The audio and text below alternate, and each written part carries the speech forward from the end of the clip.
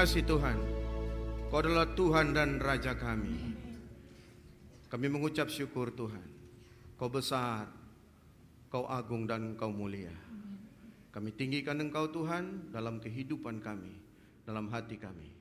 Ketika firman Tuhan disampaikan, jamah setiap hati kami Tuhan, sehingga mengalir kuasa dan pengertian ilahi ada pada kami. Terpujilah Tuhan. Dalam nama Yesus kami berdoa, kami bersyukur. Amin. Silakan duduk saudaraku. Shalom. Selamat hari Minggu. Pastor Daniel masih berada di Medan untuk beberapa urusan.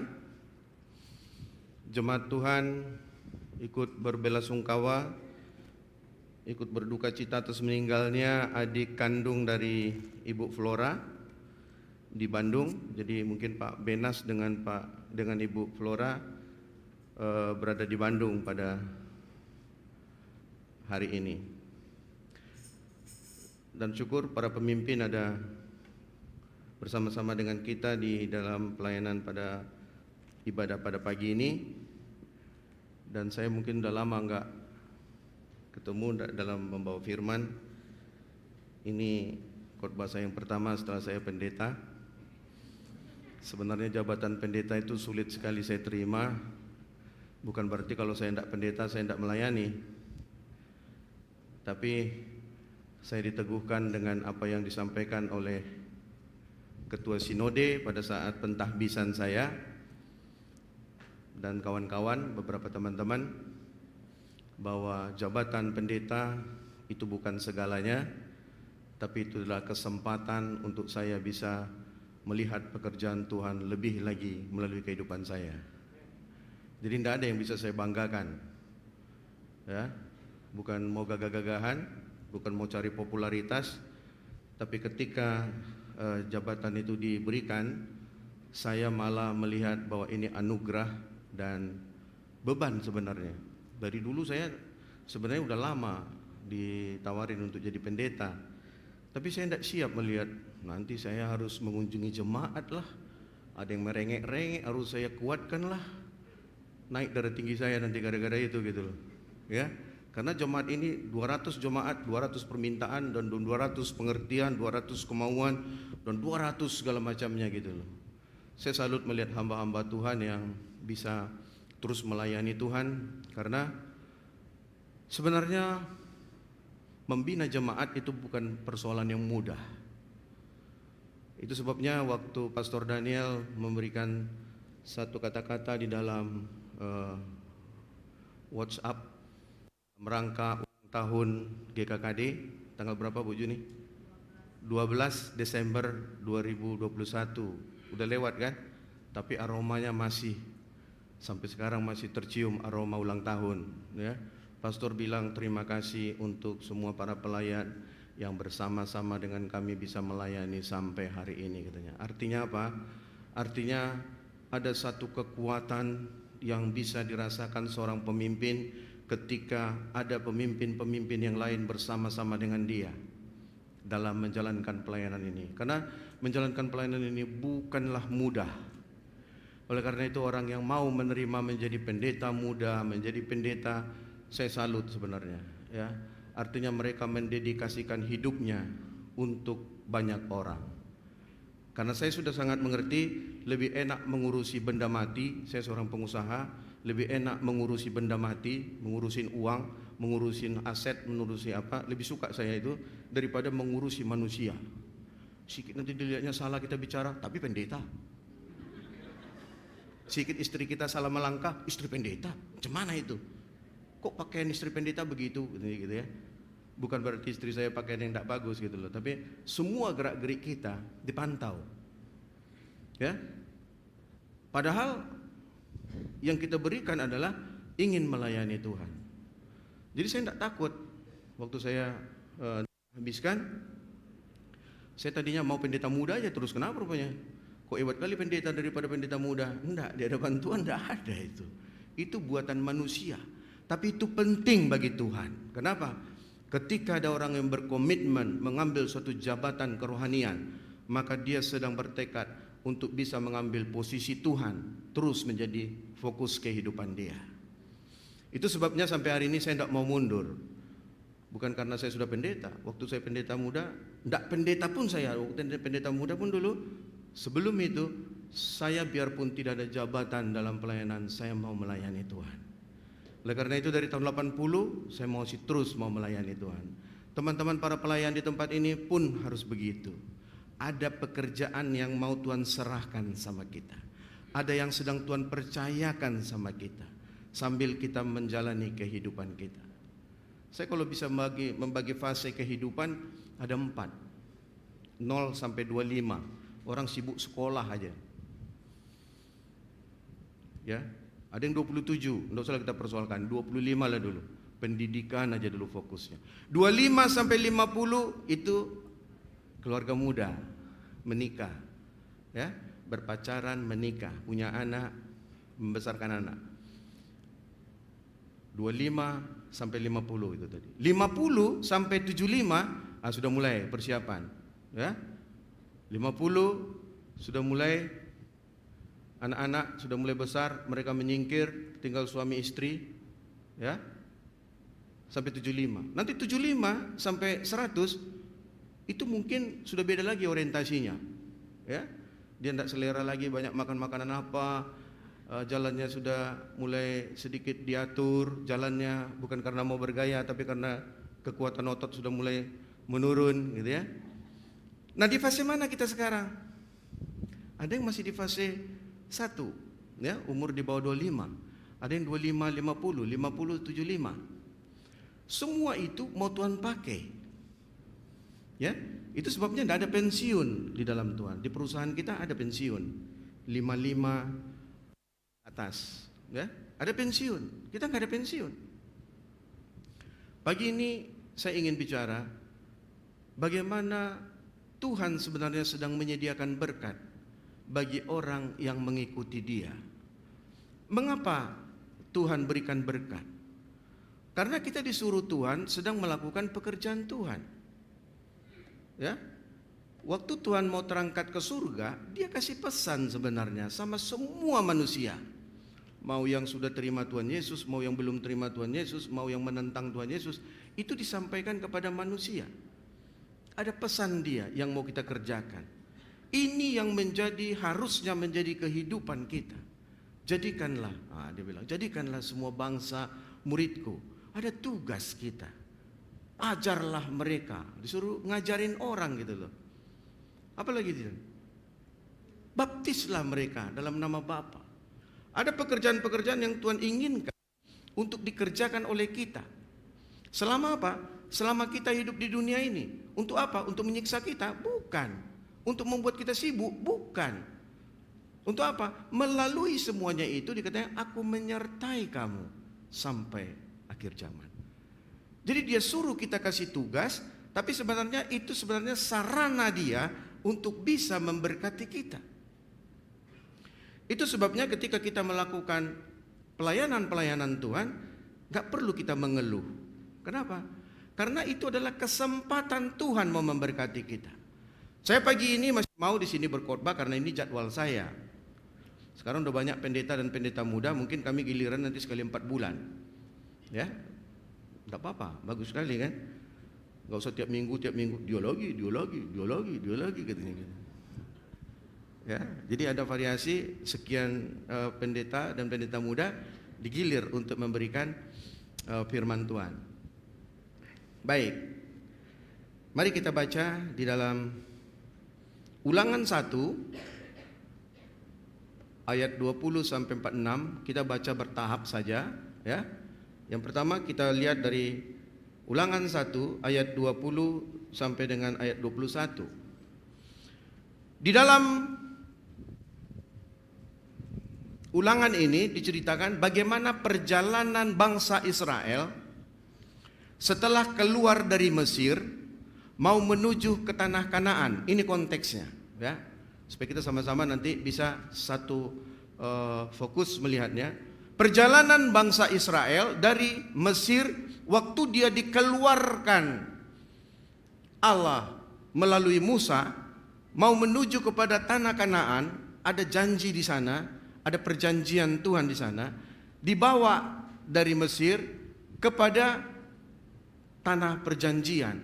Ada banyak kegiatan yang terjadi, ada banyak pemberontakan yang terjadi, ada banyak sikap hati yang bersyukur terjadi, ada juga kekesalan hati terjadi, kebencian kepada Allah terjadi pada perjalanan itu. Ini relevan dalam kehidupan hari ini. Dalam kita perjalanan juga dengan rohani dengan Tuhan. Tanggal berapa, bulan berapa, tahun berapa saudara terima Yesus, itu Anda yang ingat, saudara yang ingat. Tapi bagaimana perjalanan kehidupan rohani kita mulai kita terima Tuhan Yesus sampai hari ini? Apakah semua baik-baik saja menurut kriteria kita? Atau adakah kita kekesalan, kekecewaan di situ? Ini menggambarkan itu pun dialami orang Israel pada saat itu. Lalu mari kita lihat apa yang Tuhan perkarakan bagi jemaat Tuhan yang hidup pada masa padang gurun itu. Apa yang Tuhan berlakukan, apa yang Tuhan janjikan, apa yang Tuhan berikan sanksi, mari kita lihat. Di dalam Ulangan 1 ayat 20 dan 21, kita sama-sama baca. Saya ikut membaca karena akan terekam. 1, 2, 3. Ketika itu aku berkata kepadamu, kamu sudah sampai ke pegunungan orang Amori yang diberikan kepada kita oleh Tuhan Allah kita. Ketahuilah Tuhan Allahmu telah menyerahkan negeri itu kepadamu. Majulah, dudukilah, seperti yang difirmankan kepadamu oleh Tuhan Allah nenek moyangmu. Janganlah takut dan janganlah patah hati. Dalam dua ayat ini, Allah sedang berbicara serius kepada jemaat orang-orang Israel pada saat itu, yang sudah keluar dari perbudakan, yang sudah keluar dari dosa. Kalau pengertian rohaninya hari ini, mereka sudah terima Tuhan Yesus, kira-kira gitu. Tidak lagi hidup di dalam perbudakan, sudah dibebaskan dari tanah Mesir. Mereka sudah berpindah dari Mesir, dari dosa itu kepada hidup. Nah, tapi hidup ini harus dijalani. Ayat 20 dikatakan, ketika itu aku berkata kepadamu, kamu sudah sampai ke pegunungan orang Amori yang diberikan kepada kita oleh Tuhan Allah kita. Di sini ada suatu kepastian, kita diingatkan bahwa kita sudah ditebus, kita sudah diselamatkan. Jadi jangan ragu lagi ketika kita sudah terima Tuhan Yesus, itu enggak usah ragu lagi bahwa kita sudah diselamatkan. Tapi ingat, keselamatan itu bukan itu tujuan akhir kita. Itu masih start awalnya. Jadi ada orang bilang, kalau aku sudah terima Tuhan Yesus, ya sudahlah. Aku kan sudah enak, sudah dapat tiket masuk ke sorga. Itu betul. Tapi ada lagi hal besar lagi yang ingin Tuhan berikan, yang ingin Tuhan anugerahkan supaya kau hidup sehat, berkat mengikutimu, engkau menjadi berkat bagi banyak orang lain. Ada lagi yang mau Tuhan anugerahkan kepada kita. Jadi jangan puas kalau aku sudah terima Tuhan Yesus, sudahlah, aku gini-gini saja. Mau sukaku, urus-urusanmu, kita bilang sama orang. Enggak begitu.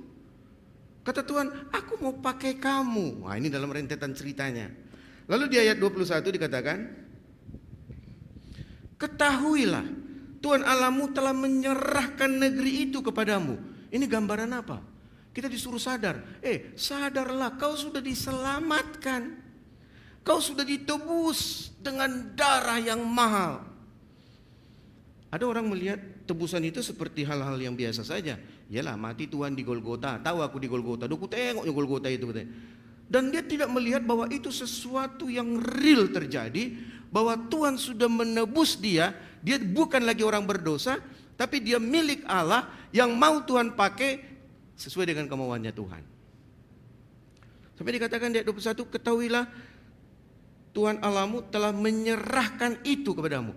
Ditekankan di situ, kau telah, bukan akan, bukan mudah-mudahan.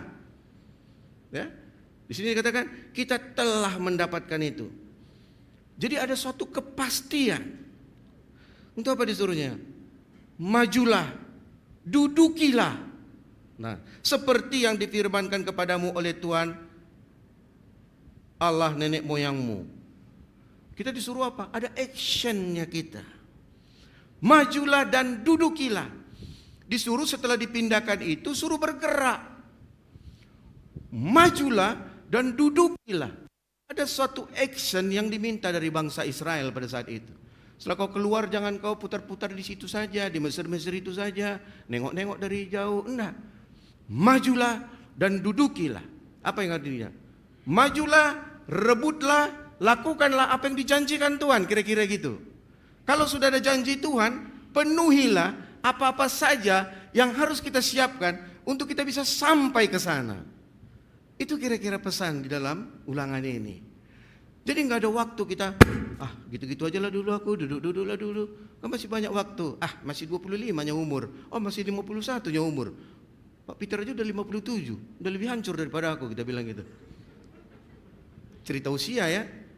Itu sebenarnya ketika kita mengupgrade diri kita, dalam firman Tuhan dikatakan, bangunlah hai jiwaku, gitu ya. Nggak kita harapkan orang-orang yang bilang, Pak Peter, bangun jiwamu Pak Peter. Bukan gitu, aku yang akan mendrive, menggerakkan aku. Bangunlah hai jiwaku, kata Tuhan. Kita ngomong sama diri kita, supaya kita terus semangat. Kita memberikan semangat, memberikan vitamin kepada hidup kita, sehingga kita bergairah. Walaupun kita lihat masalah-masalah hampir mirip-mirip juga dengan masalah kita. Ada masalah di uang. Ya besaran uangnya, ada yang masalah di uang 5 juta, ada yang masalah di uang 50 juta, ada yang masalah di 500 juta. Sama-sama ada masalah. Tapi di dalam itu, ketika kita tahu bahwa aku masuk dalam rencana Tuhan, maka aku harus menjaga diriku, menjaga iman percayaku, supaya aku tetap kuat. Aku suruh maju, dudukilah. Ada action di kita. Hari ini banyak jemaat Tuhan yang sedang menggerak baju. Bagus. Hari ini berkat-berkat Tuhan datang tiap minggu beras ya. Mana Pak Leo? Pak Leo mana Pak Leo? Ya.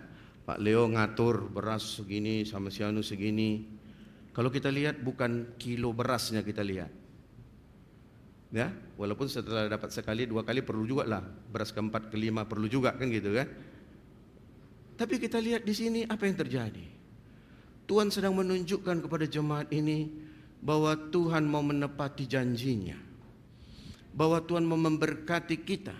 Lalu kita belajar memberkati orang lain. Waktu beras ada sampai 1000 sak. Ya.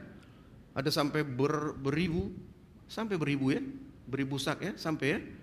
Beribu sak. Situ diuji kita. Apa kita mentingkan diri kita sendiri? Sama aku belum cukup ini, masa 2 karung saja. Tahu kok kebutuhan kami 5 karung kami sebulan katanya gitu. Maka jumlah karungnya yang akan disampaikannya. Bukan itunya yang mau dilihat. Hari ini kita mau melihat betapa Tuhan memperdulikan kita. Dan kita diberi hati menyampaikan ke orang lain. Coba rasakan nanti. Minta beras berikutnya. Kalau kita nyampaikan ke orang lain, kasih ke orang lain itu, rasanya undi. Apalagi orang yang menerima itu gampang camping, ya, agak sedikit berbau, bukan bau minyak wangi, bau segala macam. Dengan senangnya dia menerima. Wah, saya pikir, saya lihat foto-fotonya itu saja, saudara-saudara membagi-bagikan itu, undi, Tuhan terima kasih. Tuhan sedang mengajari kita untuk kita mau dan mudah memberi. Beras, gula, mau dari ikan yang tidak asin sampai dengan ikan yang asin pun kita kasih. Ikan teri kan tak terlalu asin kan. Ada yang ikan asin beneran gitu loh. Ada anggur yang manis sekali. Saking manisnya diingatkan, awas penyakit gula katanya gitu. Memang enak dia, saya coba 1, mau 2, 3 lagi, udah habis gitu lagi. Ada suasana yang Tuhan izinkan terjadi bagi kita pada hari-hari ini dalam dunia real. Tuhan mengizinkan kita membagikan sesuatu yang kesenangan orang lain, yang kebutuhan orang lain kita pedulikan. Artinya apa? Kita sedang diajari Tuhan pada hari-hari ini untuk bisa mudah untuk memberi. Jadi nggak ada lagi bilang, kebutuhan aku kan 10 sak. Oke lah 4 sak. Masa sama aku cuma 2? Itu enggak lagi sama kita. Kasih tetangga, rayon dan lain sebagainya. Memperdulikan. Saya ditelepon seseorang, "Bang, itu perlu lagi bang kita untuk yang gini. Kasihkan Pak Leo kalau masih ada stoknya." Wah, ini yang mengatur stok ini yang berat. Karena ada yang minta 200, 700, 200, 300, 100, 250, 50. Ini habis juga gitu loh. Jangan takut, datang lagi. Nah, hari ini berangkat lagi enggak salah saya. Ya Ibu Pastor, berangkat lagi. Nah, kita bukan mau melihat banyak berasnya, tapi coba kita lihat betapa Tuhan memperdulikan dan sedang mengajari kita untuk kita masuk dalam satu suasana. Hati kita gembira, tapi ambil pelajarannya. Makanya pastor bilang, upayakan supaya jemaat yang menyampaikan. Ya? Jemaat yang menyampaikan supaya apa? Kita belajar, ini ada berkat Tuhan. Sebenarnya sama aku aja nggak cukup, tapi aku berbagi sama orang dengan sukacita. Lihat bagaimana ekspresi orang yang menerima. Luar biasa. Pak Kasmaran sama Pak Aritonang, Pak Parlin, ya, sampai ke Rupat, sampai kemana? Ke Duri. Ada foto-fotonya. Bukan mau pamer mereka. Mereka sedang menunjukkan, kami pun sedang melakukan itu. Hei kawan-kawan jemaat, kira-kira gitu dia. Waduh, kita senang, ya. Yang menerima coba lihat putar itu doanya. Tuhan terima kasih, siapapun yang memberikan ini Tuhan. Waduh, orang yang menerimanya luar biasa. Mari kita lihat berikutnya dari ayat yang ke-22.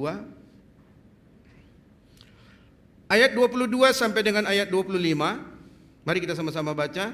1, 2, 3. Lalu kamu sekalian mendekati aku dan berkata, marilah kita menyuruh beberapa orang mendahului kita untuk menyelidiki negeri itu bagi kita dan membawa kabar kepada kita tentang jalan yang akan kita lalui dan tentang kota-kota yang akan kita datangi.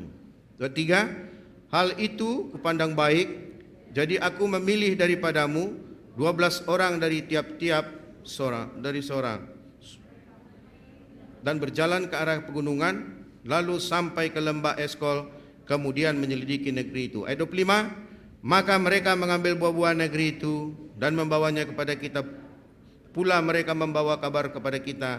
Demikian, negeri yang diberikan Tuhan Allah kita kepada kita itu baik.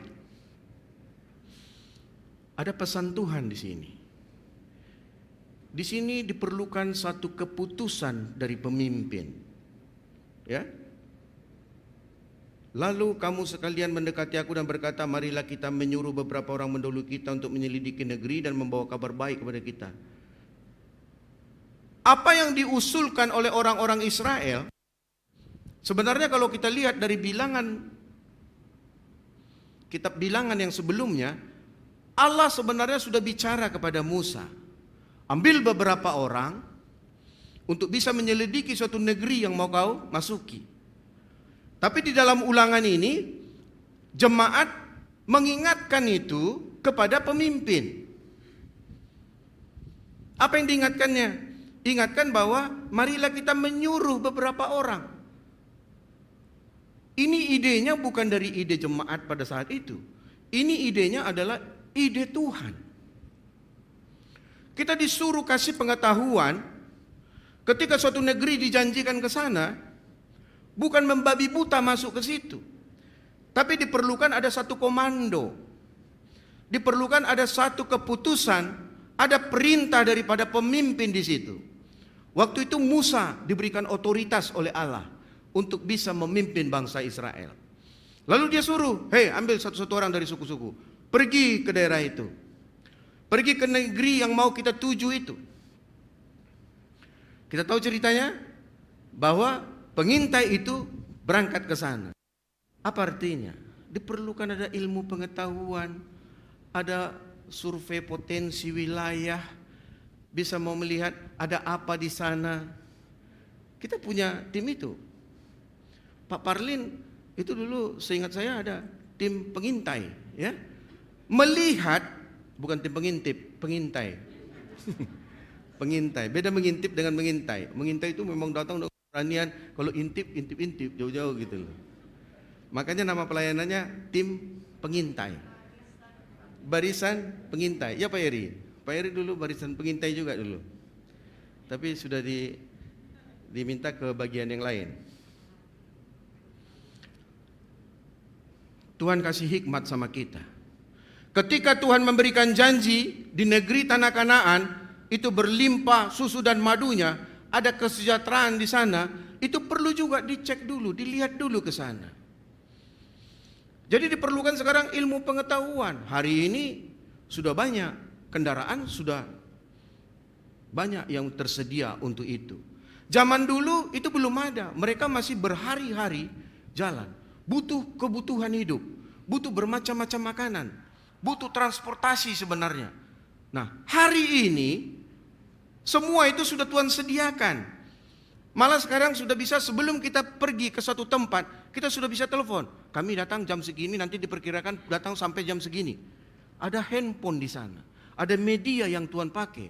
Dalam zaman modern seperti sekarang ini, sebenarnya bisa lebih kencang pekerjaan-pekerjaan Tuhan bisa dilakukan, bisa dikerjakan. Dengan apa? Dengan fasilitas handphone kita. Handphone kita kalau masih kita pakai hanya sebatas WA dan Facebook saja, mungkin hanya pengetahuan kita saja. Tapi ketika itu kita pakai untuk urusan-urusan pekerjaan Tuhan, Tuhan makin senang, dipercayakan lagi sama kita hal-hal yang lain. Bukan hanya perintah pemimpin yang diperlukan. Kalau pemimpin memberikan satu arahan, kalau orang yang dipimpin gak mau dipimpin, terjadi nggak? Nggak terjadi. Kalau Musa pun memberikan satu perintah, Tapi jemaat Israel, orang Israel pada saat itu tidak mau dengarkan Musa, maka tidak terjadi apa-apa. Nah, itu yang terjadi dalam orang Israel pada saat itu. Pemimpin perlu mendengar saran, tapi orang-orang yang dipimpin pun itu perlu melakukan apa yang disarankan. Jadi nggak usah sakit hati. Kadang-kadang ada gembala wilayah, para pemimpin kasih arahan, ya, lalu tidak cocok di hati jemaat. Gak usah bilang, kau uruslah urusanmu, walaupun kau gembala wilayah, tak tontu aku di situ. Mau pendeta kau tak tontu aku di situ loh. Kita bilang gitu, ya, tidak begitu juga.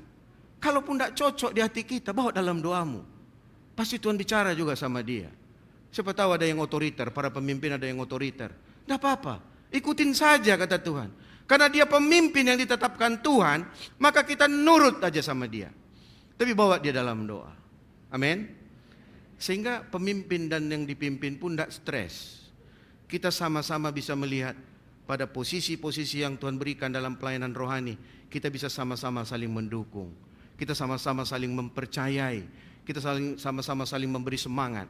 Ya walaupun waduh tidak gitu keinginan aku. Strategi aku seperti ini sebenarnya. Cocoknya aku punya pendeta muda. Bukan dia, kita bilang pula kan. Lalu kita ngangkat diri kita gitu loh. Bukan seperti itu gitu. Kau tahu dia, aku S2 aku. Dia itu kan SMA-nya itu. Kita bilang, enggak. Tuhan enggak ada itu. Enggak ada Tuhan lihat mana sertifikatmu. Ya, bukan saya bilang enggak usah sekolah juga. Tapi kalaupun enggak dapat, kita usah, enggak apa-apa itu. Nanti enggak dicek itu. Ya, dari tamatan mana kau? Dari di Duri desanya itu. Oh, di Siborong-borong desanya itu. Enggak begitu. Kau di mana? Oh, aku di Kota Madia Tuhan, di Siantar katanya. Enggak juga kata Tuhan. Enggak peduli Tuhan mau Siantar, mau di mana, mau di Duri, mau di Kopelapip, mau di mana itu enggak salah. Oh, berarti ada yang tahu di Kopelapip. Mari kita lanjutkan. Kenapa saya lihat ayat demi ayat? Karena ini relevan bagi kita. Dalam percakapan orang-orang Israel dengan pemimpin Musa pada saat itu, ada banyak hal yang relevan untuk kita kerjakan dalam konteks kita hari ini. Ayat 26 sampai 28. Mari kita sama-sama baca. Semangat ya membacanya. 1, 2, 3. Tetapi kamu tidak mau berjalan ke sana. Kamu menentang titah Tuhan Allahmu. Kamu menggerutu di dalam kemahmu, serta berkata, karena Tuhan membenci kita, maka Ia membawa kita keluar dari tanah Mesir untuk menyerahkan kita ke dalam tangan orang Amori, supaya dimusnahkan. Ayat 28, kemana pula kita maju, saudara-saudara kita telah membuat hati kita tawar dengan mengatakan, orang-orang itu lebih besar dan lebih tinggi daripada kita. Kota-kota di sana besar dan kubu-kubunya sampai ke langit. Lagi pula kami melihat orang-orang enak di sana. Ada sikap manusia yang menentang Tuhan dalam perikop cerita ini. Orang Israel pada saat itu, walaupun sudah dapat perintah bahwa mereka harus pergi ke sana, mengintai itu. Lalu datang berita. Ya, dari berita yang diterima itu, respon dari kelompok-kelompok orang, ada yang positif, ada yang negatif. Ya, hari ini juga seperti itu. Kita mau bikin Natal. Sebelum Natal, kita ada pranatal. Dananya 100, mana Pak Agung? Dananya 100 sekian juta. Apalah itu sekian ratus juta pandemi sekarang, kita bilang gitu kan. Ada juga yang nolak gitu loh. Apa tidak lebih perlu kita mengasihi orang miskin? Ke orang miskin dia lari. Padahal ketika orang berfokus pada orang miskin, tidak orang miskin dipikirkannya gitu loh. Ya, mau lari daripada kesepakatan-kesepakatan yang dibuat. Kalau kita lihat positif negatifnya, semua ada positif negatifnya. Ya, tapi ketika ada momen sesuatu mau kita lakukan, mari kita bersama-sama melakukannya. Kira-kira itu yang maunya Tuhan gitu loh. Kesehatianmu itu, ketika kau bersehati melakukan sesuatu, dari janggut dan jubahnya turun, itu begitulah berkatnya turun sama kita. Kenapa? Didapatinya anak-anaknya seia sekata, sehati sepikir. Lalu Tuhan tinggal mencurahkan berkat-berkatnya. Tidak ada yang menggerutu. Tapi orang Israel pada saat itu ada yang menentang. Lalu kata Musa, kamu menggerutu di dalam kemahmu. Mungkin kita menggerutu bukan di dalam pelayanan seperti ini, di rumah kita. Mama dengar tadi pengumuman Natal itu. Butuh lagi katanya sumbangan. Mau berapa lagi kita kasih katanya. Mama bilang, iya, hidup Natal. Uang mana mau bikin ke situ katanya gitu. Berantem dulu di rumah. Di kemahnya dia, menggerutu dia di situ. Cemana lah lagi ini. Sudah datang ketua persekutuan, berapa dari kita? Malu kita. Kita kasih, habis uang kita. Nggak kita kasih, malu kita. Cemana Pak? Bapak aja lah menjawab itu katanya. Dijawab bapaknya lah kan, ada uang batu itu uang selip-selip. Itu pun bapak keluarkan lagi katanya, dimarahi lagi. Menggerutu dalam hatinya. Tidak sadar kita kadang-kadang dalam pelayanan kita pun menggerutu sebenarnya kepada Tuhan. Cemana lah pelayanan ini? Capek kali lah. Kita udah sungguh-sungguh. Dibilang lagi, kok kurang setia.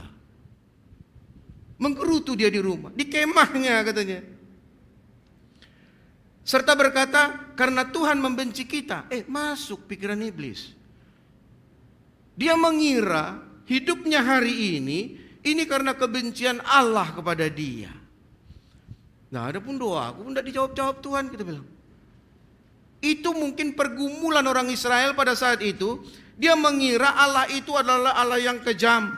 Dia mengira Allah itu adalah Allah yang mau menyiksa. Allah yang mau memusnahkan. Padahal Tuhan mau memberikan yang terbaik dalam perjalanan hidupnya.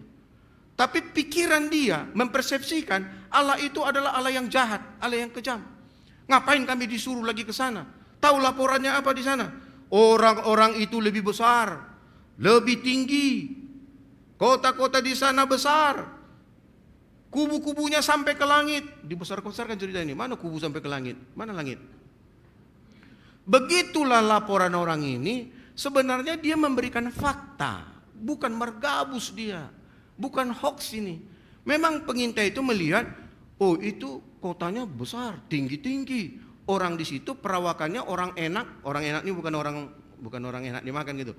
Orang enak tuh memang besar-besar dia. Nah orang mendengar itu, orang Israel mendengar itu kecut hati.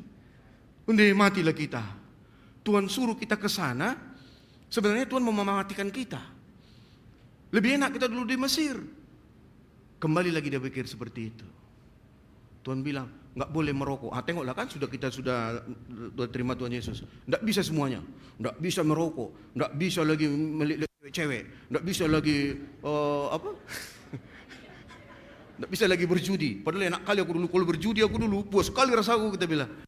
Setelah aku terima Tuhan Yesus, semua nggak boleh. Semua nggak boleh. Merokok nggak boleh lagi. Mengganja pun tidak boleh. Tuhan pun tidak boleh juga mengganja gitu. Artinya apa saudara? Kita selalu negative thinking terhadap Tuhan. Padahal yang Tuhan mau adalah jangan kau menggerutu, kata Tuhan. Jangan kau mengeluh, jangan kau berkeluh kesah. Jangan hasut temanmu. Di sini ada di.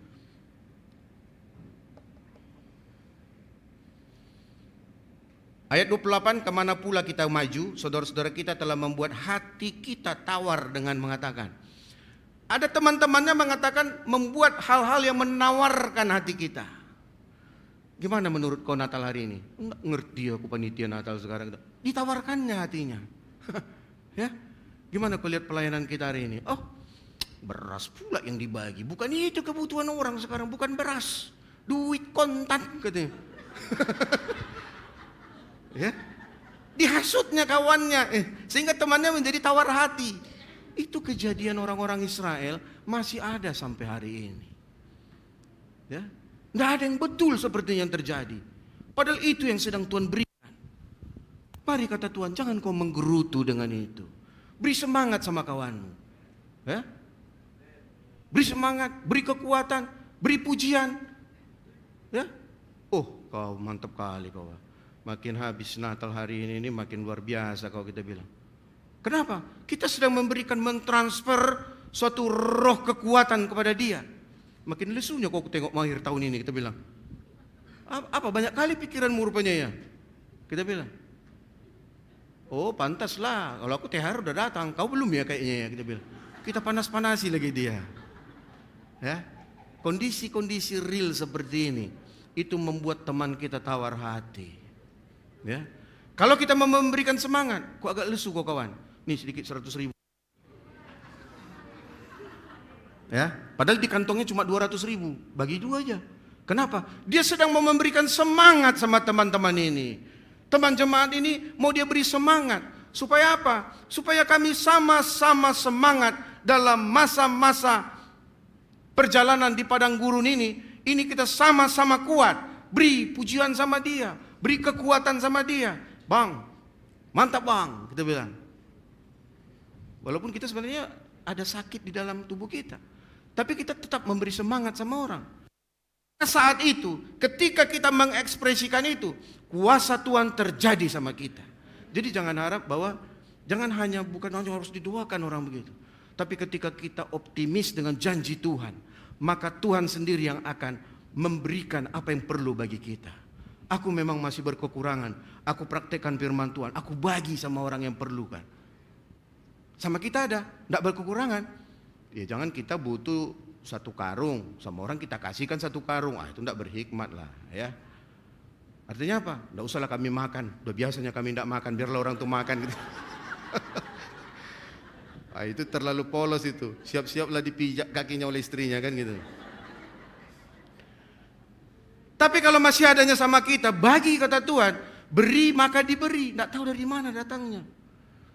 Saya mengalami seperti itu kadang-kadang ya. Ya, saya mengalami gitu. Udahlah, kasih aja. Begitu dikasih, datang lagi dari sana. Datang lagi dari sana. Ya ini sedang hukum Allah sedang terjadi.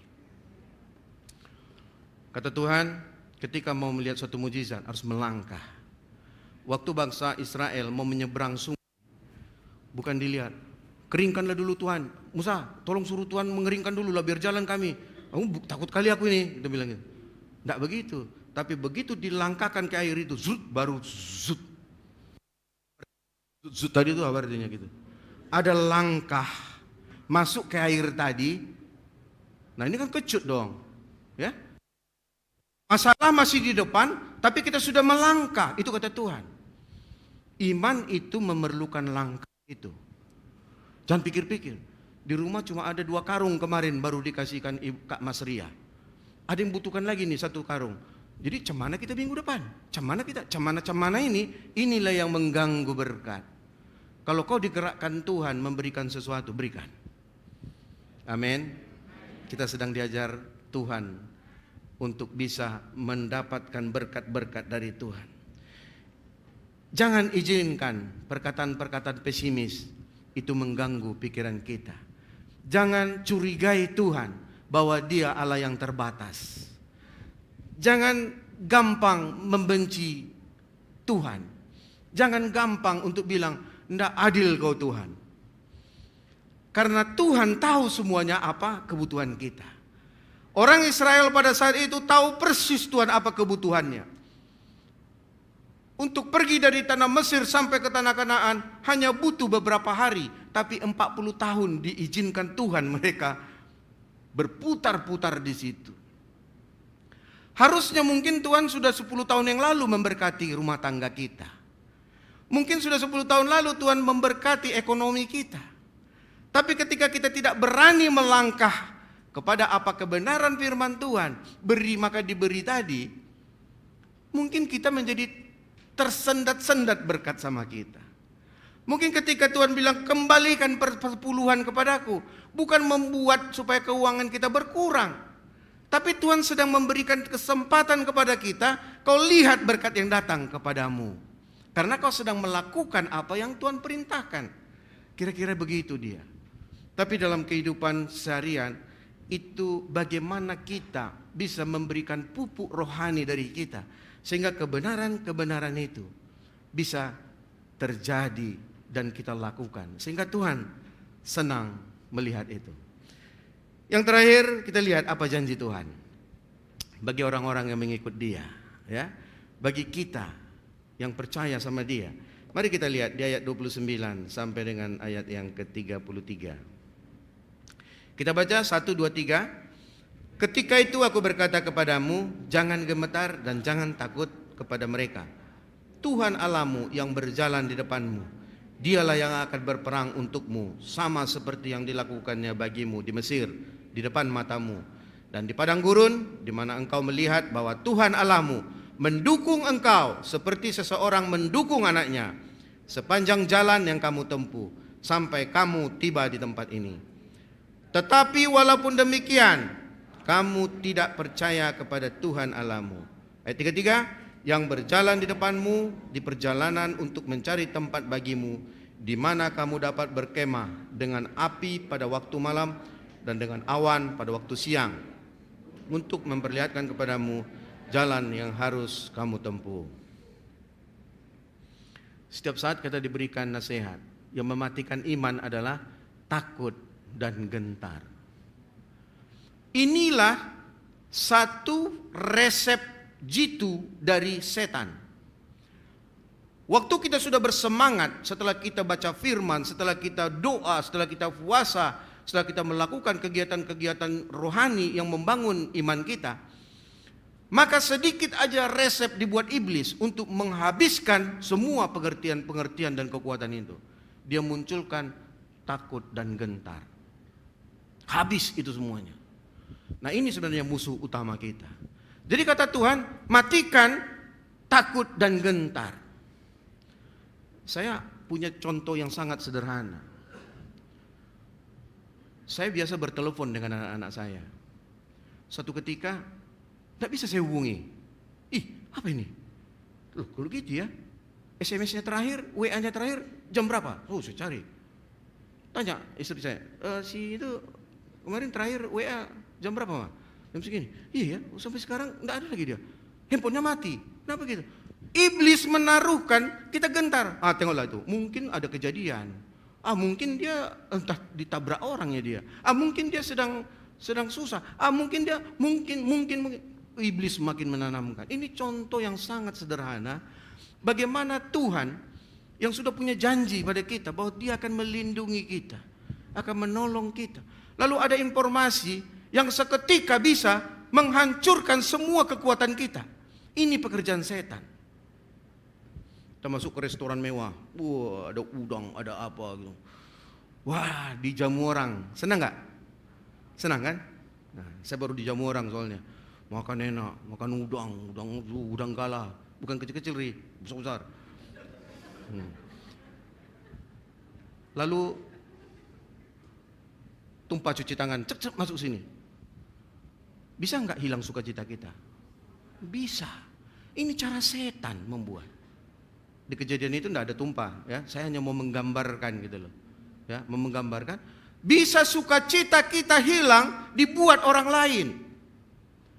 Bisa kita sudah gembira dari rumah, datang ke bawa mobil, bawa motor, nyelip orang situ. Aduh, kurang aja, itu kita bilang. Artinya apa? Kita menyerahkan kebahagiaan kita pada orang lain, bukan kepada Tuhan. Diizinkan Tuhan semua terjadi, mungkin mengganggu kita. Ya, jumpa dia lagi, kita bilang hilang sukacita kita. Bagaimanalah iblis begitu jitunya menanamkan resep-resep yang seperti itu. Ini yang Tuhan bilang, lalu gimana cara menolaknya? Jaga hatimu. Artinya apa? Peringatkan hatimu. Aku tidak mau diganggu. Sukacitaku tidak tergantung dari orang lain. Aku tetap bersukacita kepada Tuhan. Sikap ini harus kita punyai, jemaat Tuhan. Kenapa?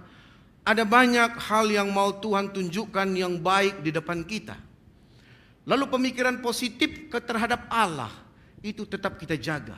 Kasih semangat dengan teman-teman itu menjaga kekuatan kesatuan kita. Sehingga apa? Itu yang menjaga firman yang ada di dalam pikiran kita. Positif melihat orang lain, walaupun pada saat itu tak sesuai dengan kenyataannya, tapi pikirkan yang positif. Saat itu dia buang muka lewat sama kita. Mungkin aja dia lagi berpikir menyiapkan ada pekerjaan-pekerjaan dia. Tidak ada masalah bagi kita. Tapi iblis, kau tengok itu kan? Kau tengok itu kan? Kan? Begitu? Nah, itu kerja iblis. Jemaat Tuhan, pada siang ini kita diingatkan Tuhan. Ada banyak hal yang baik yang sudah kita rasakan, yang pernah Tuhan lakukan. Makanya Musa selalu mengatakan waktu menasihati orang Israel, dibilang, ingatlah kebaikan Tuhan pada zaman nenek moyangmu. Disampaikan seperti itu. Artinya apa? Artinya harus ada keluar dari kita ucapan syukur dari pekerjaan baik yang pernah Tuhan kerjakan, yang Tuhan lakukan. Tuhan bisa berikan kehidupan kita, makan kita cukup, sampai anak kita tamat, sampai kita umur sekarang masih sehat-sehat. Ya, masa pandemi masuk, Tuhan jagai kita. Terserang COVID, tapi Tuhan sembuhkan. Itu semua pertolongan-pertolongan Tuhan yang harus kita lihat. Ini bukti kebaikan Tuhan bagi kita.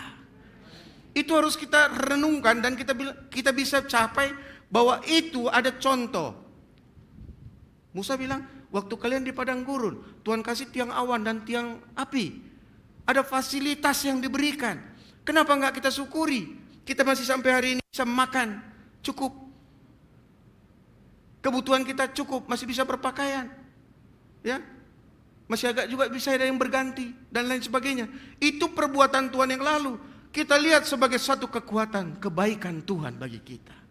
Oleh sebab itu, jemaat Tuhan, di dalam mengakhiri tahun 2021 ini, refleksi kita ke belakang, ada banyak yang sudah Tuhan kerjakan bagi kita.